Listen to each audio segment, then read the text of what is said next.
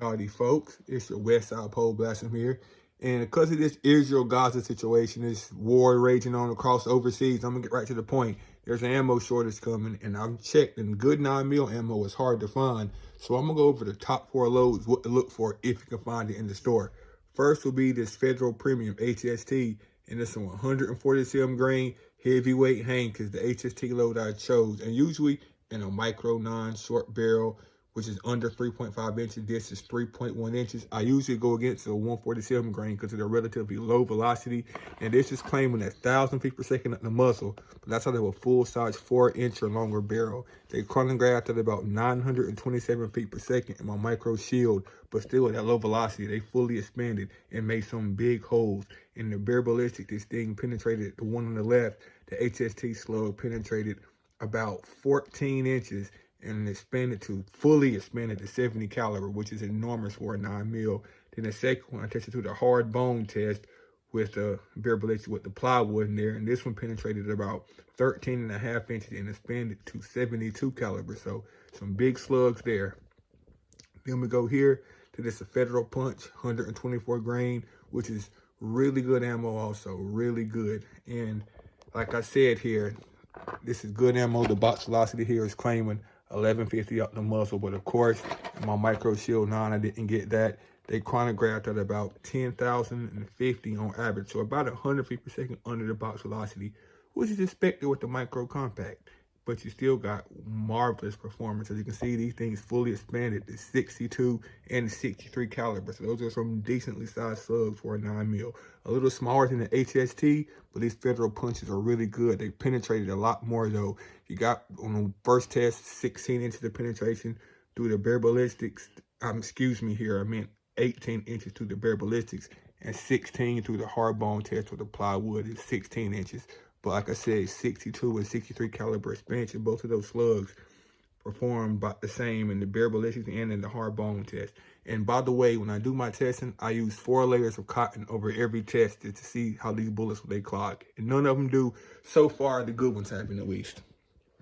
Then we're gonna move now to number 3, this Winchester Elite Defender. And this is 124 grain plus P. And if you guys don't know, this is pretty much the bonded version of the infamous Black Talon and the XXT and Ranger T law enforcement ammo. And you got really good expansion and penetration with this. And I mean, on the box, like I said, it's costing for 1,200 feet per second with 396 foot-pounds of energy. Of course, once again, in my shield, I didn't see that with a short barrel, but he's still got a velocity around 1165, which is really good for a short barrel. And as you can see, these use a reverse taper jacket, just like the Ranger T Law ammo. So a sticker at the top and at the base, which allows it to peel back these sharp talons. And even though this is a bonded round, as you can see here, the talons on this thing is razor sharp. And this also expanded pretty good. That first slug expanded to 69 caliber. This one right here is a whopping 64 caliber. Really good expansion from these Winchester Elite Defenders, which are just a bonded Ranger T Law ammo. Then last one is here. Oh, by the way, the penetration from these was on average to the bare ballistics, 14.5 inches to the hard bone, 12.5 inches, as you can see. The one on the left is to the bare ballistics, the one on the right is on the hard bone. As you can see, that talon's on there. One is just razor sharp. Now we move last to the list to this Winchester Silvertips, 115 grain. And this is an okay choice for me. It lacks in the penetration department, even though you get a really explosive wound channel. On average, in the bare ballistics, it's only penetrated 10.5 inches, and the hard bone test only penetrated 9.5, which is under that 12-inch minimum, but still, in a defensive situation, I think it works just fine. Expansion is pretty good. The first slug here through the bare ballistics expanded to 58 caliber, which is really good. Then the second one here with the hard bone expanded to a whopping 64 caliber.